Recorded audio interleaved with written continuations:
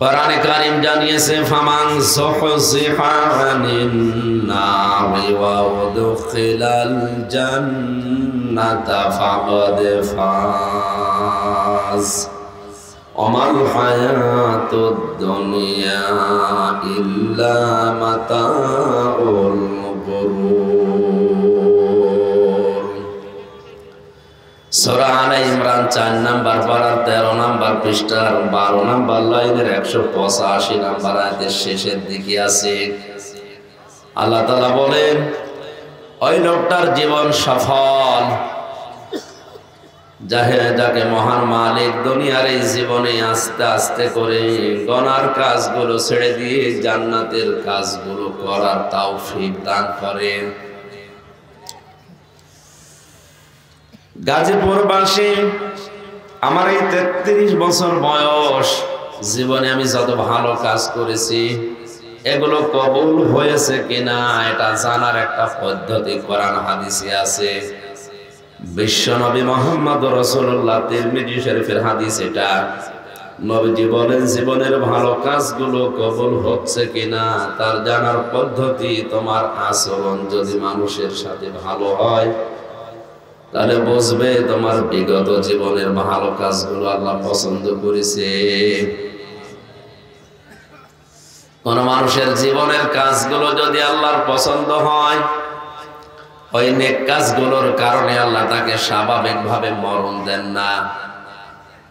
ওয়ালিয়ালামাল্লাহুল্লাযীনা আমানু ওয়া ইয়াত্তাখিযা মিনকুম শুহাদা আল্লাহু লা ইউহিব্বুস সালিমিন।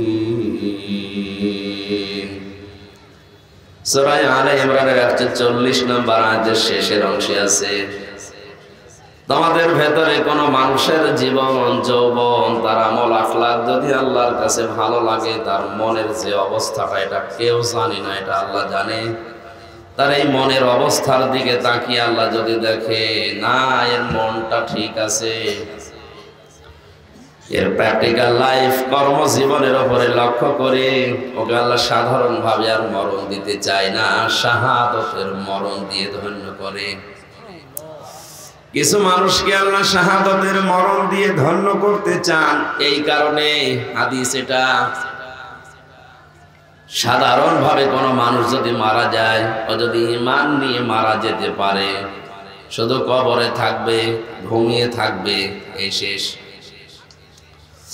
আল্লাহর এই বান্দা যদি এখন মারা যায়, উনি যদি ঈমান নিয়ে মারা যেতে পারে, কবরে দেওয়ার পরে উনি ঘুমিয়ে যাবে, ফেরেশতারা বলবে ঘুমান, কিয়ামতের দিন যেদিন ফুৎকার দেওয়া হবে সিংহায়, ওই দিন টের পাবে এর ভেতরে আর উনি কিচ্ছু জানে না, শেষ।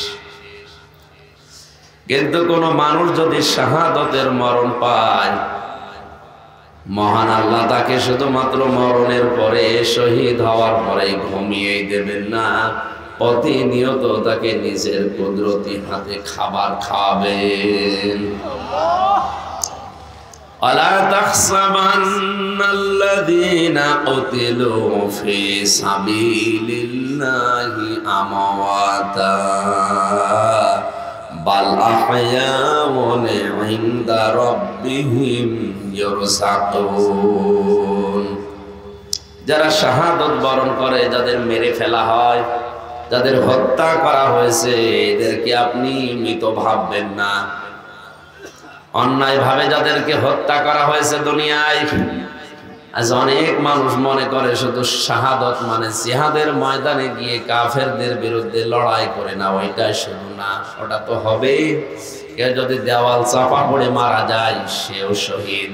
নিজের মাল রক্ষা করতে গিয়ে কাউকে যদি মেরে ফেলে, সেও শহীদ। বঙ্গবন্ধুর পরিবারের যত মানুষ মনে করেন বিনা কারণে যদি তাদেরকে দুনিয়া থেকে বিদায় করে দেওয়া হয়, শাহাদতের খবর যেহেতু আল্লাহর কাছে, সুতরাং আমরা হিসাব করে ধরে নিতে পারি ওরা শহীদ। এই হিসাবে বলছি, আমার তো আর গায়েবের খবর জানা নেই। যতটুকু কোরআন আর হাদিস পড়ে জেনেছি, ওনারা যদি শহীদের মর্যাদা পায়, কবরে ফুল দিক আর না দিক, কবরে আল্লাহ নিজে তাদের খাওয়াবেন। নবীজির চাচা হযরতে আমির হামজা রাদিয়াল্লাহু তাআলা আনহু শাহাদত বরণ করার পরে তাকে এমন ভয়ঙ্কর ভাবে হত্যা করা হয়েছিল, ৭০ টুকরা করেছে। তার লজ্জা স্থান পর্যন্ত ৩ টুকরা করেছিল। উহুদের পাহাড়ের পাশে আমি নিজে গেছি। ওনার কবরের পাশে দাঁড়ালে মনে হয় যে উনি এখনো আল্লাহর কাছে খাবারই খাচ্ছে। তার ছোট্ট একটা মেয়ে ছিল, ডাক দিয়ে বলে, ইয়া রাসূলুল্লাহ, হে আমার ভাইজান, আমার বাবা আমির হামজা আপনি বললেন শহীদ হয়েছে, আপনার উপরে যে কোরআনে কারীম নাযিল হয়েছে ওখানে আছে শহীদরা মরে না, জিন্দা। আর মানুষ জীবিত থাকলে তার খাওয়া লাগে। আমার বাবা যে শহীদ হয়েছে এটা যদি আমাকে দেখান তাহলে আমি মনে তৃপ্তি পাবো বেশি, আমার মনটা সন্তুষ্ট হবে, অন্তরাত্মা শান্তি পাবে। নবীজি বললেন, এটা আমি কি করে তোমারে দেখাবো বোন আমার? হঠাৎ আকাশের দিকে তাকিয়ে চিৎকার করে বলছে, আব্বা আমি এই যে নিচে। বিশ্ব নবী বলেন, কারে ডাক দাও? মেয়েটি বলে, ইয়া রাসূলুল্লাহ, মনে হচ্ছে আকাশে কার সাথে আমার বাবা ডানা লাগিয়ে করতেছে। নবীজি বললেন, বোন ওটা তোমার বাবা দুনিয়াতে না, ওটা জান্নাতে আমার আল্লাহ ফেরেশতাদের সাথে তাকে উড়ে বেড়ানোর ব্যবস্থা করে দিয়েছে। সুতরাং যাদের জীবন যৌবন আল্লাহর কাছে কবুল হয় তাদেরকে শাহাদতের মরণ ছাড়া আমরা সাধারণভাবে আল্লাহ মরণ দিতে চান না।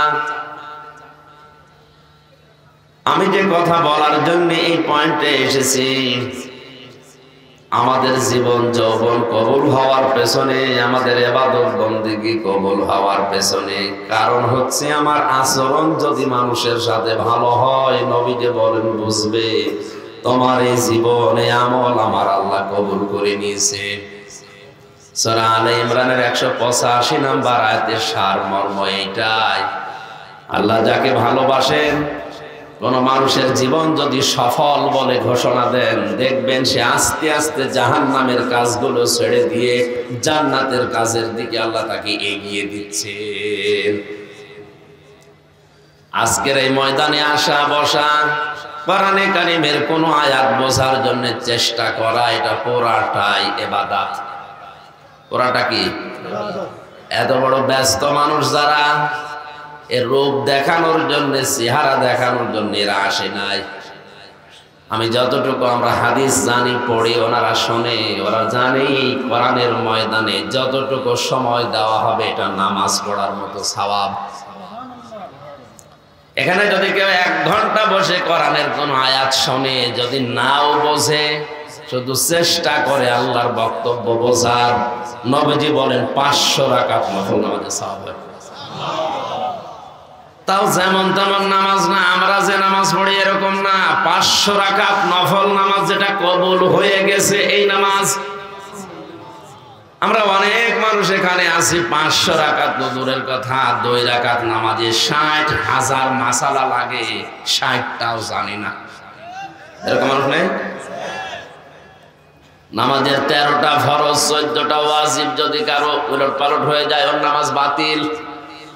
আমাদের অনেক সময় ওয়াজিব তো দূরের কথা, ফরজই আদায় হচ্ছে না। আর কবুল হওয়া নামাজের সওয়াব এমনিতে আল্লাহ দেবে তা না, এটা বোঝার জন্য আপনার সব এই দিকে মন দেওয়া লাগবে। জেলখানায় আমি 3 বছর ছিলাম। এর আগে কুষ্টিয়াতে একটা ঘটনা আমি শিক্ষার জন্য বলছি। বাস স্ট্যান্ড মসজিদে নামাজ আদায় করার জন্য গেছি মাগরিবের। হঠাৎ পাশে এক মুসল্লি বলছে, বিদ্যুৎ চলে যাওয়ার পরে আজ যা কারেন্ট চলে গেল। কি হলো? নামাজের ভেতরে উনি আওয়াজ দিচ্ছে, আজ যা কারেন্ট চলে গেল। নামাজ শেষ করার পরে বললাম, মুরব্বি নামাজের ভেতরে বাইরে 13 ফরজ, আজ যা কোন ফরজ? বাবাজি যে কারেন্ট চলে গেল। আর আমার মুখ দিয়ে এমনি বের হয়ে গেল, আজ যা কর্ম কি? বলেন তো নামাজের ভেতরে দাঁড়িয়ে কি বের হচ্ছে ও নিজেই টের পাচ্ছে না, নামাজ হয়? আরে কোরআনে কারীম হাদিস এসেছে দুনিয়ার যে কোনো কাজে যদি কেউ সময় দেয়, ব্যয় করে সময়গুলো, কিয়ামতে ওই জবাব আল্লাহ পায় টু পায় আপনার কাছ থেকে নিবে। কিন্তু কোরআনের পেছনে কোনো মানুষ যদি সময় দিতে পারে, ওই সময়ের হিসাব আল্লাহ কিয়ামতে নেবে না। নামিয়ে রাখেন। সুতরাং এই ময়দানে যারা ইবাদতের নিয়তে আজকে সকালে 11টার পর থেকে মাত্র কয়েকবার মনে হয় মাইকিং করেছে, ফেসবুকে একটু দেখেছেন, কোরআনের মহব্বতে যারা ছুটে এসেছেন পুরাটা আল্লাহ যেন ইবাদত হিসাবে মঞ্জুর করে। দরুদ আর সালাম পড়ছে আমাদের নবী, মানবতার মহান শিক্ষক মুহাম্মদুর রাসূলুল্লাহ সাল্লাল্লাহু আলাইহি ওয়াসাল্লামের প্রতি। তাফসীরুল কোরআন মাহফিল লিখে দিয়েছেন এই কারণে, হক আদায় করার উদ্দেশ্যে। আমি যে সূরার আয়াত পড়লাম, সূরা তাওবা 111 নম্বর আয়াত, খুব গুরুত্বপূর্ণ বিষয় এখন বর্তমান সমসাময়িক যে সময় চলছে এর জন্য। আমার শরীরের কন্ডিশন আপনারা দেখতে পাচ্ছেন, ভেতরে যে 3 বছর ছিলাম একেবারে 24 ঘন্টা যেহেতু তালাবদ্ধ করে রাখতো, খাবারের মান ভালো ছিল না, চারিদিক থেকে আমি এখন অসুস্থতা এখনো কাটিয়ে পারি না। আল্লাহ যেন শেফায়ে কামেলা জেলা দান করে। আমার মনে হয় 3 বছরের একদিনও আমার বাদ যায়নি, প্রতিনিয়ত নামাজ পড়া, তাহাজ্জুদ পড়া যায় করি। আগেই দোয়া করতাম, আল্লাহ আমাকে যদি বের করো, তোমার বান্দাদের সামনে যদি নিয়ে যাও, সহজ সরল ভাষায় অল্প সময়ে কোরআনের সঠিক কথাগুলো সহজভাবে বোঝানোর তৌফিক আমাকে ভিক্ষা দিও। এজন্য আমি অল্প সময়ে বললেও আমার মনে হয় মানুষ বোঝে। আমার তো মনে হয় যে মানুষ বোঝে। দেখে আজকের এই আয়াত আপনারা কত তাড়াতাড়ি বুঝতে পারেন এবং বাস্তব প্র্যাকটিক্যাল লাইফে সেট করার সিদ্ধান্ত নেন। জবান খুলে তাফসীরুল কোরআন মাহফিল পড়েন। আউযু বিল্লাহি মিনাশ শাইতানির রাজিম। বিসমিল্লাহির রহমানির রহিম।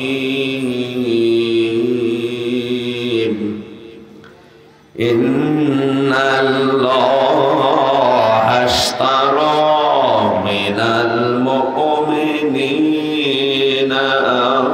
আনফুসাহুম ওয়া আমওয়ালাহুম বিআন্না লাহুমুল জান্নাহ। বিশ্বনবীর কাছে কয়েকজন সাহাবী ইসলাম কবুল করার পর ডাক দিয়ে বলে, ইয়া রাসূলুল্লাহ, ইসলাম ধর্ম গ্রহণ করার পরে আমাদেরকে কোন সুসংবাদ আপনি শোনান। নবীজিকে আল্লাহ আয়াত নাযিল করে সুসংবাদ দিয়েছিলেন।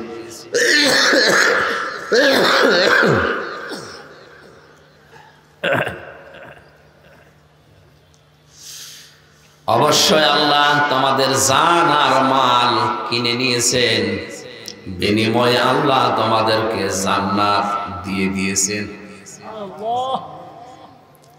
প্রতিটি শব্দ চিন্তা ভাবনা করে গবেষণা করে ভালোভাবে বোঝার চেষ্টা করেন। আমি আগেই বলেছি, কোরআনের কোন শব্দ যদি কেউ বোঝার চেষ্টায় থাকে, ও যদি নাও বোঝে তাও 500 রাকাত নফল নামাজে সওয়াব হয়। আর যদি বুঝতে পারে, আমল করতে পারে, তো সময় সোহাগা। কারণ এর প্রতিটি কথা আল্লাহর মুখ থেকে বের হওয়া। জোরে বলেন আল্লাহু আকবার। ইন্নাল্লাহ, অবশ্যই আমি আল্লাহ। কথা বলছেন কে? তাও যেমন তেমন ভাবে না, কথা বলার আগে তিনি গ্যারান্টি দিচ্ছেন। কোন সন্তানকে যদি তার বাবা বলে যে আমি মাঠে গেলাম, দোকানে গেলাম, দুপুরবেলা খাবার নিয়ে যেও, সারাদিন পরিশ্রম করে এসে দেখছে ছেলে খাবার নিয়ে যায়নি, মার বেল খেলছে, ভালো লাগবে? বলেন বলেন। শুধু ভালো লাগবে না তা না, হাতের কাছে যদি লাঠি থাকে পিটাবে, ডাক দিয়ে বলবে, বেটা তোরে 100 বার বললাম। 100 বার বলিস? কয়বার? বাবার ওই একবার কথার ভেতরে 100 বারের গুরুত্ব ছিল।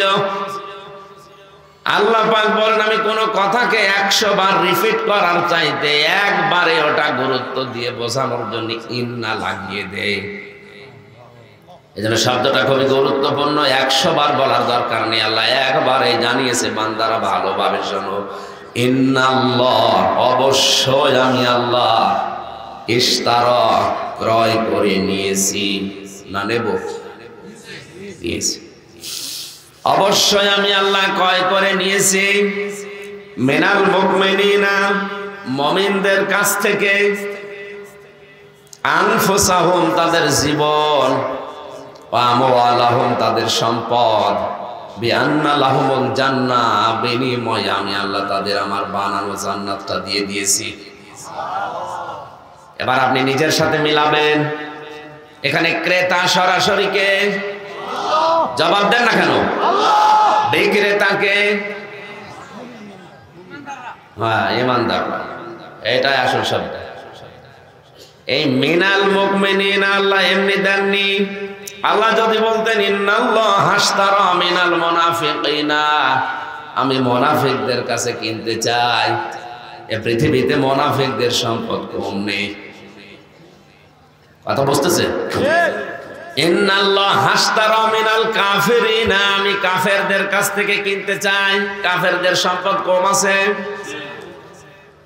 আল্লাহর সম্পদের দরকার না, আল্লাহর মন মানসিকতার দরকার। এই জন্য আগে জীবনের কথা দিয়েছেন। আমার প্রশ্ন, আমরা যাই দেই না কেন, আমরা কি আসলে মুমিন হতে পারলাম কিনা, এইটা আসল বিষয়। নবীজি বলেন, মুমিন চিহ্নিত করার জন্য কয়েকটা বিষয় সামনে রাখবা। তোমাদের ভেতরে ঈমান আছে কিনা এটা পরীক্ষা করার থার্মোমিটার আছে। মান যাকা তামাল ঈমান, ওই লোকটা ঈমানের স্বাদ, ওই লোকটা ঈমানের স্বাদ পেয়েছে যে ব্যক্তি আল্লাহকে রব ঘোষণা দিয়ে খুশি আছে। আল্লাহ আমার রব, এই কথা বলার পরে যে লোকটা খুশি আছে, আমার মনে হয় বাংলাদেশে এই হাদিসের উপরে জরিপ চালালে 100 জনের 96 জন আমরা মুসলমান, 100 জনের 6 জন পাওয়া যাবে না। আমরা আল্লাহকে রব বলে খুশি, উপরে উপরে থাকতে পারি, ভেতরে অনেকে খুশি নেই। কারণ রব শব্দের 19টা অর্থ আমি পেয়েছি, সামারাইজ করে 5টা। 1 নম্বরে রব মানে আইনদাতা। যদি বলেন আমি রবকে, আল্লাহকে রব পেয়ে খুশি আছি, অবশ্যই আপনাকে আল্লাহর আইন পেয়েও খুশি থাকা লাগবে। আপনি তো খুশি না আল্লাহর আইন পেয়ে। কোরআনে কারিমে আছে সূরা হামিম সাজদার 30 নম্বর আয়াতে, ইন্নাল্লাযীনা ক্বালু রাব্বুনাল্লাহু সুম্মা ইসতাকামু তাতানাজ্জালু আলাইহিমুল মালাইকা, অবশ্যই যারা এই কথা বলতে পারে যে আমাদের রব আল্লাহ, আর দুনিয়ায় যত কঠিন পরিস্থিতি তৈরি হোক না কেন টিকে থাকে এর উপরে, তাদের বিপদে আপদে যখন পড়ে আমি আল্লাহ ফেরেশতা নাযিল করে হলেও সাহায্য করি। আল্লাহ শুধু সাহায্য করেন তা না, তাতানাজ্জালু এটা মজারে, বর্তমান, ভবিষ্যৎ, প্রেজেন্ট, ফিউচার। মালাকুন 1 বছর, মালাইকা বহু বছর। সত্যই যারা কোরআনের আয়াত অনুযায়ী আমি বলছি, সত্যই যারা আল্লাহকে রব বলে টিকে থাকতে পারে, আল্লাহ যে তাদের সাহায্য করে, আমার চর্মচোখে বহু উদাহরণ আমার দেখা আছে। এটা যে কত কঠিন বিষয়। এখানে ধৈর্যের নাম শুনেছি সারা জীবন, এটা কোনোদিন ধরে দেখিনি। ধৈর্য ধারণ করো, ধৈর্য ধারণ করো, পুরা কোরআনে সবচাইতে বেশি এই শব্দটা আছে না, এটাই বেশি আছে। অসবের, ধৈর্য ধারণ করো, ধৈর্য ধারণ করো। কত জায়গায় আল্লাহ এই শব্দটা কোরআনে দিয়েছে। এটাকে আল্লাহকে রব বলার পরে টিকে থাকতে গিয়ে ধৈর্য ধারণ করা, এটা যে কত কঠিন, এটা পরিস্থিতিতে না পড়লে আপনি টের পাবেন না। 3 বছরে কিছুটা হলেও কিছু আজ করতে পেরেছে, যে ধৈর্য কারে বলে। এই জন্য আল্লাহকে রব বলার পরে যে লোকটা টিকে থাকে, আল্লাহ তাকে শুধু ফেরেশতা নাজিল করে প্রশান্তি দিয়ে তাকে সাহায্য করেন, এতটুকু না, তার মনের ভেতরে টেন্ডেন্সি তৈরি করে দেয়, আল্লাহ তাখাফু ওয়ালা তাহজানু ওয়াবশিরু বিল জান্নাতিল্লাতী কুনতুম তুআদুন। আল্লাহ পাক বলেন, সত্যি এই কথা বলে যারা ফেরেশতারা তাদেরকে শোনাবে, ভয় পেন না, চিন্তা করবেন না, ওই জান্নাতের সুসংবাদ গ্রহণ করেন যেটার ওয়াদা আল্লাহ করেছিলেন। তাফসীরে ফি জিলালিল কোরআন সাইয়্যিদ কুতুব লিখেছেন, আল্লাহ তাখাফু ওয়ালা তাহজানু, ভয় পাবে না, চিন্তা করবে না। কিসের ভয়, কিসের চিন্তা? আল্লাহকে রব বলার পরে টিকে থাকতে গিয়ে অনেক কিছু তার জীবনে হারাতে হতে পারে। এই কথা বলে না কেন? অনেক বিপদ আপদের ভেতরে তার জীবন 24 ঘন্টা আতঙ্কে থাকতে পারে। ও মারা যাওয়ার সময় হয়তো অনেক কিছু তার কাছেও থাকবে না। এই অবস্থায় রহমতের ফেরেশতারা বলবে, আল্লাহর বান্দা, কোনো চিন্তা নেই, কোনো ভয় নেই। আপনি আপনার সন্তানের জন্য, স্ত্রীর জন্য, মা বাবার জন্য, ব্যবসার জন্য, টাকা পয়সার জন্য, পদ পদবীর জন্য চিন্তায় আছেন যে আমি এখনই মারা গেলে কি হবে। এগুলো কোনো চিন্তা নেই, এগুলোর পাহারাদার আল্লাহ নিজে হয়ে গেছে। এটাকে যারে তারে এসে বলবেন, বলেন যে লোকটা আল্লাহকে রব বলার পরে সন্তুষ্ট যে আমার রব আল্লাহ, ইসলামকে ধর্ম হিসাবে পেয়ে যে লোকটা খুশি। আশ্চর্য লাগছে, আমাদের 100 ভাগের 96 ভাগ আমরা মুসলমানের দেশে, অথচ আমাদের এখনো পর্যন্ত ইসলাম আমাদের ধর্ম, এটা আমরা অনেকে বলতে পারি না। আমরা খুশি না মনে হচ্ছে ইসলাম পেয়ে? আরে ভাই, তামাম দুনিয়ায় যত ধর্ম, 4500 ধর্ম, কোন ধর্ম আমাদের মালিক যিনি আল্লাহর কাছে গ্রহণীয় না, পছন্দনীয় না, সব রিজেক্ট, একটারও কোনো মূল্য নেই। আল্লাহর কাছে একটা ধর্মের মূল্য আছে, দাম আছে, পছন্দ আছে। ইন্নাদ-দীনা ইনদাল্লাহিল ইসলাম, তার নাম ইসলাম। এখানে দ্বীনের আগে আলিফ লাম দিয়েছেন, এর আগে ইন্না আছে। পৃথিবীতে একটাই মাত্র জীবন ব্যবস্থা, ধর্ম, যার উপরে আল্লাহ রাজি আছে, সন্তুষ্ট আছে। দুনিয়া আমরা যারা মুসলিম 175 কোটি, কিচ্ছু যদি না পাই কাফেরদের মতো, এই প্রশান্তি নিয়ে মারা যাব। আমাদের ধর্ম ইসলাম। আমাদের ধর্ম কি? মারা যাওয়ার পরে দ্বিতীয় প্রশ্ন এটা হবে, মা দিনুকা, তোর ধর্ম কি বল। আজকে যদি সঠিকভাবে ইসলাম আপনি মানতে পারেন, কবরে যে বলতে পারবেন দীনুনা ইসলাম, আমার জীবন ব্যবস্থা ধর্ম ছিল ইসলাম। আল্লাহ যেন এটা বলার মতো যোগ্যতা, আমল আমাদেরকে দেন, বলেন আমিন। 3 নম্বরে যে লোকটা বিশ্ব নবীকে জীবনের আদর্শ পেয়ে খুশি আছে, নবিয়্যা ওয়া রাসূলা, হাদিসের শেষ অংশটা, যারা মুহাম্মদ সাল্লাল্লাহু আলাইহি সাল্লামকে নবী এবং রাসূল পেয়ে খুশি। নবী আর রাসূলকে, নবিয়্যুন শব্দের শাব্দিক অর্থ সংবাদ বাহক। কি বললাম? নবীজি যে সংবাদগুলো আল্লাহর কাছ থেকে আমাদেরকে নিয়ে এসেছেন, এই সংবাদ পেয়ে যারা খুশি, এই সংবাদের উপরে যাদের জীবন চলে, আল্লাহর নবী বলেন এই 3টার উপরে যদি কারো দুনিয়ার জীবন উঠে যায়, সেই লোকটা ঈমানের স্বাদ পাবে। মিষ্টি খেলে স্বাদ পাওয়া যায়, আচার খেলেও স্বাদ পাওয়া যায়। ঈমান যে আছে, আমি কোনোদিন স্বাদই পেলাম না যে ঈমানের কি স্বাদ। আল্লাহ যেন ঈমানের স্বাদ পাওয়ার জন্য যে হাদিস নবীজির মাধ্যমে বলিয়েছেন, এটা আমল করার তৌফিক দেন। আল্লাহ পাক বলেন, আমি এখানে সরাসরি নিজে ক্রেতা আর বিক্রেতা সবাই না। দুনিয়ার 750 কোটি মানুষ এখন দুনিয়ায়, কত বলেন বলেন? মাত্র 175 কোটি মুসলিম। এর ভেতরেও শুধু ঈমান যাদের আছে, এই ঈমানদারদের কাছ থেকে আল্লাহ কিনতে চান। আপনি যদি বাজারে যান, কাপাসিয়া বা টোক বাজারে, পচা মাছ নিয়ে 5 জন বসে আছে, নেবেন আপনি? বলেন বলেন? আপনার মেধার যোগ্যতা কতটুকু, বুদ্ধি বিবেক আছে? এতটুকু বুদ্ধি বিবেক মেধা এইটা নিয়ে যদি আপনি পচা মাছ কিনতে রাজি না হন, মহান আল্লাহর বুদ্ধি, বিবেক, মেধা, স্মৃতিশক্তি কত বেশি আপনি ধারণা করেন। তিনি যদি কোনো কিছু কিনতে চান, যা তা কিনবে। বলেন বলেন, আল্লাহ দেখে শুনে বেশি পবিত্র জিনিস, হালাল জিনিস, টাটকা জিনিস কিনবে। এই জন্য মুমিনদের কাছ থেকে ছাড়া দুনিয়ার কারো কাছ থেকে আল্লাহ সম্পদ কেনেন না। যদি কিনতেন তাহলে কারণেরটা কিনে নিত। কারণের সম্পদ কম ছিল।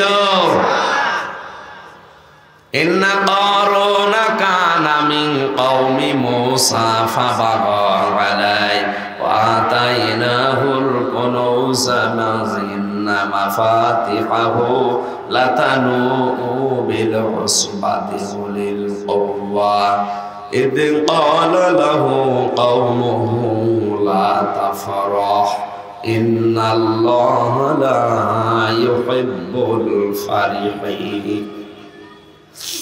করণের সম্পদের হিসাব আল্লাহ কোরআনে আমাদের জন্য তুলে ধরেছেন। এই কারণে দুনিয়ায় অনেক সম্পদশালী আছে, মনে করে আমি সব, আমারটা দিলে আল্লাহ অবশ্যই নেবে না। তোমার চাইতে কারণের যে সম্পদের হিসাব, তাফসীরের ভাষায় আমি দেখেছি ৭০টা উট লাগতো শুধু তার মালামালের চাবি বহন করার জন্যে। বলেন কত সিন্ধুক থাকলে চাবি বহন করার ৭০টা উট লাগে। চাবি যদি এত হয়, তালার ওজন আরো বেশি হবে। তালা যদি এরকম হয় যে সিন্ধুকের ভেতরে সম্পদ আছে কত, আপনার মাথায় ধরবে না। অথচ আল্লাহ তার সম্পদ গ্রহণ করেননি, কারণ সে মুমিন না। এই জন্য আমাদের উচিত আমরা দান সাদকা যদি কিছু করি, আমরা যদি আল্লাহর জন্য কিছু করি, আগে আমাদের হওয়া লাগবে মুমিন। আল্লাহ যার তার সম্পদ কিনতে চান না, আল্লাহ কিনতে চান মুমিনের সম্পদ। যে দুইটা জিনিস আল্লাহ এখানে কিনতে চান, আমি আবার বলছি, এখানে ক্রেতাকে, বিক্রেতা মুমিন, শুধু মুমিন। কে? মুনাফিক না, কাফের না, মুশরিক না। পৃথিবীর কোনো কিছু থেকে আল্লাহ কিছু কিনবে না, শুধুমাত্র কিনবে মুমিন। কোরআন সামনে নিয়ে এবার আপনাদের বলছি, আমরা আসলে মুমিন হতে পারছি কিনা। নবীজি হাদিসের ভাষায় জানিয়েছেন, মান সালিমাল মুসলিমুনা মিন লিসানিহি ওয়া ইয়াদিহি, ওই লোকটা আল্লাহর কাছে মুসলমান যে লোকটার হাত দ্বারা, মুখ দ্বারা মানুষ শান্তি পায়। আজ আমার হাতের দ্বারা, মুখের দ্বারা মানুষ শান্তিতে আছে। হাত মানে শুধু এই হাত না, হাত মানে ক্ষমতার হাত, হাত মানে প্রভাব প্রতিপত্তির হাত, টাকা পয়সার হাত। এই হাত হতে পারে। আমার এই হাতের দ্বারা কি আসলে মানুষ শান্তিতে আছে? আমার মুখ দ্বারা কি মানুষ আসলে নিরাপদে আছে? আমি মুখে অনেক সময় কথা বলি না, চোখের ইশারা দিলেই লাশ পড়ে যায়, এমন মানুষও আছে। তাহলে আমার হাত দ্বারা যদি মানুষ শান্তিতে না থাকে, আমার ক্ষমতার দ্বারা যদি মানুষ শান্তিতে না থাকে, আমি তাহাজ্জুদের নামাজ পড়তে পারি, কিন্তু আমি আল্লাহর কাছে মুমিন না। মুমিন যদি আমি না হতে পারি, মহান আল্লাহ আমার সম্পদ, আমার জীবন কিনবে না। আমি এ কথা বহুবার বলেছি, আবার রিপিট করছি। জীবনে যত আয়াত আমি কোরআনে পড়েছি, সবচাইতে ভয়ঙ্কর আয়াত আমার কাছে মনে হয়েছে সূরা শুরার 42 নম্বর আয়াতটা। আল্লাহ রাব্বুল আলামিন বলেন, ইন্নামাস সাবিলু আলাল্লাযীনা ইয়াযলিমুনান নাস। অবশ্যই আমি আল্লাহ মামলা দায়ের করব, অভিযোগ দেব, কেস করব তাদের বিরুদ্ধে যারা মানুষ হয়ে মানুষের উপরে জুলুম করছে, করবে।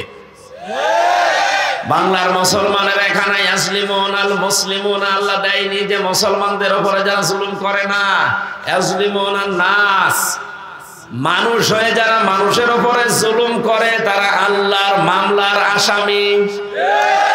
সুতরাং আয়াত দ্বারা ফিলিস্তিনের এই মানুষদের উপরে ইসরায়েলের যে জানোয়ারগুলো অত্যাচার করেছে, করছে, সামনেও করবে, এরা আল্লাহর মামলার আসামি। আল্লাহর মামলার আসামিদের সাথে আমাদের সম্পর্ক থাকতে পারে? বলেন। সুতরাং ইসরায়েলের যত পণ্য আছে ইমানের দাবিতে আজকে থেকে সব বর্জন করা ফরজ। ওদের অর্থনৈতিক ভাবে পঙ্গু করা, দুর্বল করা হলে ওরা আস্তে আস্তে জুলুমও বাদ দেবে। আমরা ইনডাইরেক্ট ভাবে টাকা পয়সা দিয়ে ওদেরকে সাহায্য করছি, আর ওই টাকা দিয়ে বোমা কিনে ওরা আমাদের মুসলমানকে হত্যা করছে।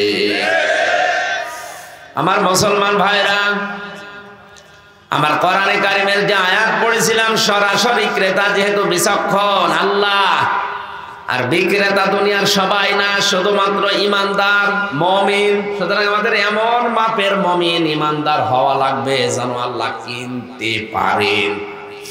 আবু বকরের সম্পদ আল্লাহ এমনিতেই কেনেন নাই, তার জীবনীতে পড়ে দেখেছি বিশ্ব নবী মসজিদে নববীতে নিজের পাগড়ি খুলে বসেছিলেন। হযরতে বেলাল ঘোষণা দিয়ে দিলেন, নবীজি জিহাদের ময়দানের জন্য চাঁদা আদায় করছে, সামর্থ্য যার আছে নবীজির কাছে দিয়ে আসবে। যে যা পারে যতটুকু সম্পদ পারে দিয়েছে। হযরতে আবু বকর সিদ্দিক রাদিয়াল্লাহু তাআলা আনহু নিজের যে সম্পদগুলো ছিল ওগুলো নিয়ে তিনি বের হলেন। হঠাৎ স্ত্রী উম্মে রোমানা ডাক দিয়ে বলে, স্বামী আমার, নবীদের এই ঘোষণা আমি শুনেছি, সবাই তো সব কিছু দিয়েছে, আমি তো কিছু দিতে পারি নাই, তে আমার এই প্যাকেটটা নবীজির কাছে পৌঁছিয়ে দিও। হযরতে আবু বকর বলে, স্ত্রী এই প্যাকেটে কি আছে? দরজার আড়াল থেকে ডাক দিয়ে বলে, স্বামী আমার, এই প্যাকেটে আমার নিজের পরনের শাড়িটা প্যাকেট করে দিয়েছি। জিহাদের ময়দানে সাহাবীরা যদি অসুস্থ হয়ে যায়, ক্ষত বিক্ষত হয়, ওই জায়গাগুলো ব্যান্ডেজ করার জন্য কাপড়টা ছিঁড়ে কাজে লাগানো যাবে। আপনি আর একটু দাঁড়ান, কারণ আমি যে পোশাক পরে আছি এটা নিয়ে খুব বেশি বাইরে যাওয়া যাবে না। খেজুরের পাতা পরে আছি। বাড়ির ভেতর থেকে নিজের চুলার ভেতরে যে ছাই ছিল ওগুলো একটা প্যাকেটে ভরে ডাক দিয়ে বলে, স্বামী আমার এই ছাইগুলো নিয়ে যান, ক্ষত চিহ্ন ভালো করার জন্য ছাইয়েরও মাঝে মাঝে প্রয়োজন হয়। হযরতে আবু বকর রাদিয়াল্লাহু তাআলা আনহু ওগুলো নিয়ে নবীজির কাছে দিলেন। বিশ্ব নবীকে জিবরাইল কানের কাছে মুখ নিয়ে বলে, ইয়া রাসূলুল্লাহ, আজকের এই ময়দানে যে যত দান করেছে সবচাইতে বেশি কবুল হয়েছে আবু বকরের দান। অথচ আবু বকর খুব বেশি দিয়েছিল তা না, হযরতে ওমর নিজের সম্পদের অর্ধেক পর্যন্ত দিয়ে দিয়েছে। হযরতে ওসমান গনি নিজের সম্পদের 3 ভাগের 1 ভাগ দিয়ে দিয়েছিলেন। আব্দুর রহমান ইবনে আউফ 4 ভাগের 1 ভাগ দিয়েছিলেন। হযরত আবু বকর একেবারে কিছু না পেয়ে ওই ছেঁড়া শাড়িটা আর নিজের চুলার কিছু ছাই দিয়ে নবীজির কাছে কয়েকটা দিরহাম দিয়ে বললেন, এই নেন। আল্লাহর নবী ডাক দিয়ে বলে, আবু বকর, আমি কিন্তু সব শুনেছি, বাড়িতে কি তোমার আর কিছু আছে? সিদ্দিক আকবর ডাক দিয়ে বলে, ইয়া রাসূলুল্লাহ, বাড়িতে আমার দুনিয়ার কোন সম্পদ বলতে আছে কিনা আমি জানি না, তবে আমার বাড়িতে আল্লাহ এবং তার রাসূলের নাম আছে। নবীজি হঠাৎ তাকিয়ে দেখলেন জিবরাইল একেবারে আসল সূরাতে হাজির হয়ে গেছে। তার পরনে একেবারে খেজুরের পাতার পাটি। ফেরেশতা জিবরাইলের পেছনে লক্ষ লক্ষ ফেরেশতারা, সবার পরনে খেজুরের পাতার পাটি। নবীজি বলেন, জিবরাইল, এ কি পোশাক তোমার? কোনদিন তো এই পোশাকে দেখি নাই। হযরতে জিবরাইল আমিন ডাক দিয়ে বলে, ইয়া রাসূলুল্লাহ, আবু বকরের খবর আপনি ভালো করে শোনেননি। আজকে আবু বকরের কারণে যত ফেরেশতা আছে আসমান জমিনে সবাইকে আল্লাহ এই পোশাকটা পরিয়ে দিয়েছে। বাড়িতে আসার সময় কি করেছে তার স্ত্রী আপনি জিজ্ঞাসা করেন।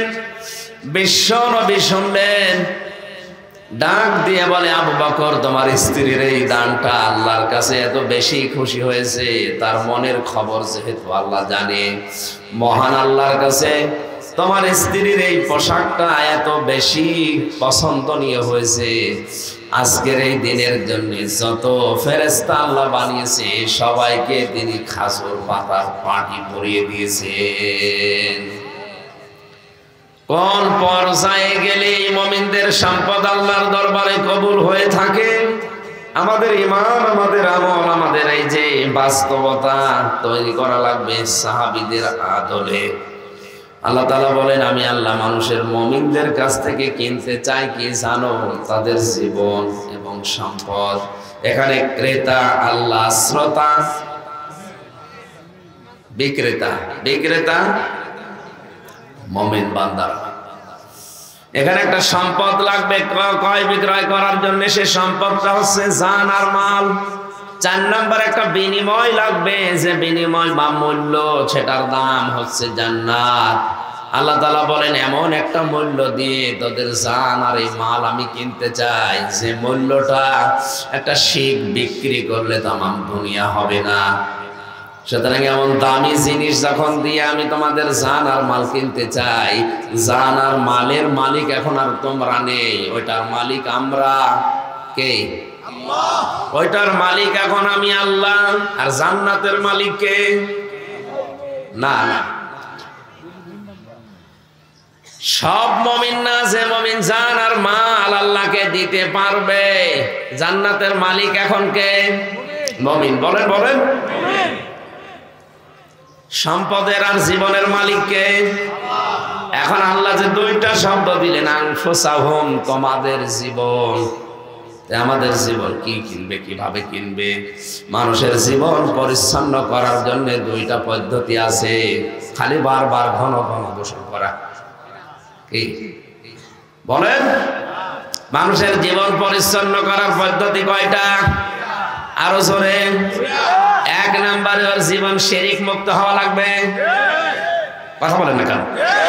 2 নম্বর ওর জীবন বেদাত মুক্ত হওয়া লাগবে। কারণ শিরিক করলে ঈমান শেষ, আর বেদাত করলে আমল শেষ। আর এই 2টা এখন বাংলাদেশ, ভারত আর পাকিস্তানে বেশি। আমাদের ঈমান যা আছে, ঈমানটা ধ্বংস করার জন্য যেটা সব চাইতে বেশি ভূমিকা পালন করছে, সেটা শিরিক। আর এখন রন্ধ্রে রন্ধ্রে ছড়িয়ে গেছে শিরিকটা। শিরিক 4 প্রকার: শিরিক বিল জাত, শিরিক বিল সিফাত, শিরিক বিল ইখতিয়ার, শিরিক বিল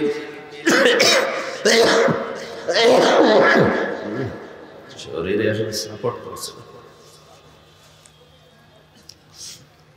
পানিটা কি দিয়ে দিয়েছে? সুবহানাল্লাহ ওয়ালহামদুলিল্লাহ। হালকা দেন। আলহামদুলিল্লাহ, লা ইলাহা ইল্লাল্লাহ, সুবহানাল্লাহ, আলহামদুলিল্লাহ।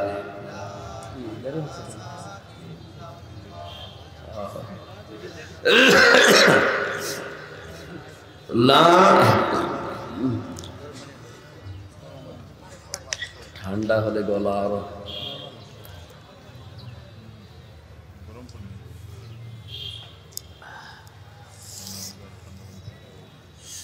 এটার উপরে খুব চাপ যাচ্ছে, তো এ মানে লোড আর নিতে পারছে, খুব বেশি চাপ হয়ে যাচ্ছে গলার উপরে। এই কয়েকদিন কক্সবাজার ছিলাম, ওই এলাকায় এমনিতে ঠান্ডা বেশি, সাগরের পাশে। এরপরে আবার সকাল 10টা, বিকালে মাগরিবের পরে রাত 10টায়, রাত 12:30, 4-5টা করে গলার একেবারে অবস্থা খারাপ। মানুষেও ছাড়ে না, আমিও পারি না। আল্লাহ এভাবে হয় না, একটা করে করতাম, আমারও শরীর ভালো থাকতো, রেস্ট হইতো। মানুষের জীবন পরিচ্ছন্ন করার জন্য, পাক করার জন্য যে 2টা ঔষধ আল্লাহ দিয়েছেন, এখন থেকে দেখবেন জীবনে যেন শিরিক আপনার না থাকে। কোন মানুষের জীবনে যদি শিরিক না থাকে, অন্য যত গুনাহ আছে আল্লাহ ইচ্ছা করলে মাফ করে দেবে। সুবহানাল্লাহ বলতে পারবে? ইন্নাল্লাহা লা ইয়াগফিরু আইয়ুশরাকা বিহি ওয়া ইয়াগফিরু মা দুনা যালিকা লিমান ইয়াশা। অবশ্যই আমি আল্লাহ সব গুনাহ বান্দার মাফ করে দেব, শিরিকের গুনাহ বাদ দিয়ে। 2 নম্বরে বেদাত। বেদাত আপনি ভালো কাজ মনে করে করছেন, কিন্তু আপনার জীবনের আমল আল্লাহ নষ্ট করে দিচ্ছে। জোরে বলেন নাউজুবিল্লাহ। বেদাত বলা হয় নতুন আবিষ্কারকে। হ্যাঁ, আবার বলছি, ইসলামের মধ্যে নতুন কিছু যদি কেউ আবিষ্কার করে বলে এটাও ইসলাম, ওইটার নাম বেদাত। আর ইসলামের জন্য নতুন কিছু যদি কেউ আবিষ্কার করে ওইটা বেদাত নয়। এই মাইকটা কিন্তু ইসলামের মধ্যে না, ইসলামের জন্যে। এটা আমি ইসলাম প্রচার করার একটা মাধ্যম হিসাবে ব্যবহার করছি। কথা বলে না কেন? অনেকেই বেদাতের সংজ্ঞা না জেনে বলে প্লেন তো নবীজির যুগে ছিল না, এইটাই চড়ি, এটাও বেদাত। আরে ভাই, বেদাতের সঙ্গে কে? বেদাতের দুইটা মাত্র শব্দ মনে রাখবেন, মধ্যে আর জন্যে। মধ্যে বলেন, বলেন, মধ্যে। ইসলামের মধ্যে আপনি যা কিছু করবেন ওটা বেদাত। ইসলামের যে নিয়ম নীতিগুলো কোরআন হাদিসে আছে, ওর ভেতরে যদি নতুন করে কিছু দিয়ে বলেন এইটাও ইসলাম, না, আপনি দিতে পারবেন না। কারণ কিয়ামত পর্যন্ত ইসলাম পরিপূর্ণ। আল ইয়াউমা আকমালতু লাকুম দীনাকুম ওয়া আতমামতু আলাইকুম নি'মাতি ওয়া রাদিতু লাকুমুল ইসলাম দীনা। আমি ইসলাম পরিপূর্ণ করে দিয়েছি। সুতরাং যত ইবাদত এই দেশে এখন নতুন নতুন আবিষ্কার হচ্ছে, এগুলো আস্তে আস্তে বন্ধ করা দরকার।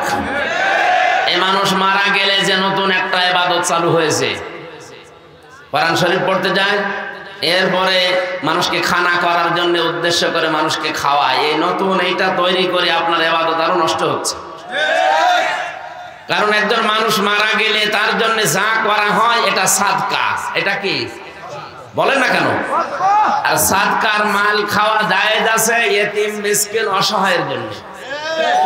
এই লোকটার বাবা মারা গেল, উনি খানা করছে, যারা আসে 10,000 মানুষ, সব কি এতিম? আমার মতো মানুষকে ডাক দিয়েছে, আমি নিয়ে গেছি এই গাড়ি নিয়ে, আমি এতিম না? আমি এখন যদি ওই সম্পদ খাই, ওই খাবার খেলে আমার জন্য জায়েজ হবে? উনি হারাম জিনিস আমারে খাইয়ে দিল। উনি তো হয়তো বৈধ সম্পত্তি দিয়েছিল, ওটা যদি ইবাদত মনে করে আবার করে যে এটা ইবাদত হচ্ছে, ভালো কাজ হচ্ছে, ওনারও গুনাহ হবে, আমার গুনাহ হবে। কারণ ওই সম্পদ খাওয়ার দায়িত্ব ছিল, হক ছিল, অধিকার ছিল গরিবদের। গরিব মানুষ পায় না, পায় আকিজ গ্রুপের মালিক। এই সমস্ত নিয়ম নীতিগুলো বন্ধ করা দরকার। কেউ মরে গেলে পাশে বসে কোরআন পড়ার কোনো দরকার নেই। মরে গেলে মরণের আগে পড়ে। কারণ পুরা কোরআনে লাম শব্দটা যত জায়গায় আছে, জিকিরের ক্ষেত্রে, ইবাদতের ক্ষেত্রে, কোরআনের ক্ষেত্রে, কোন মানুষ মরে গেলে পড়া লাগবে এমন কথা নেই। লিন্নাস, মানুষের জন্য।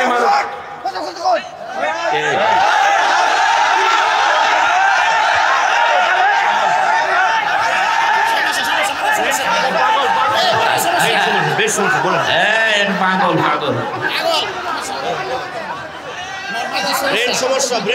বসেন বসেন, পাগল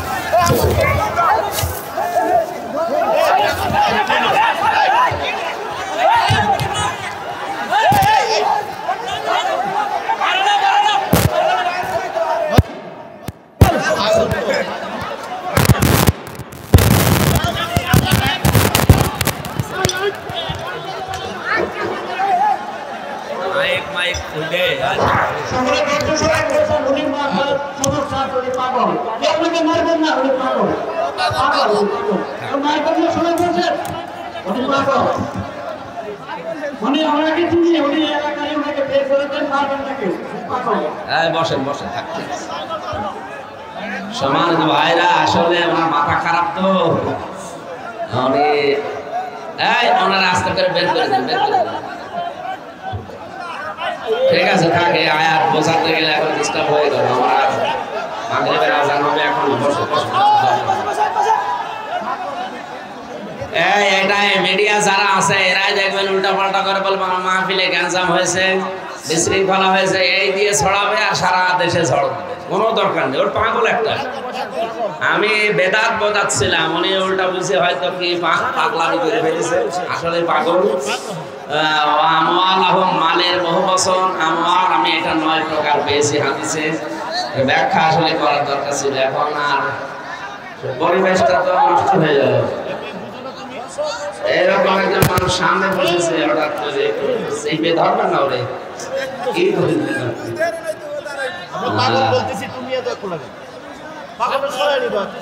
আস্তে করে একটু সরিয়ে নিয়েছে, মারা তো ঠিক হয়নি, পাগল মানুষ মেরিয়ে না মেরে না থাক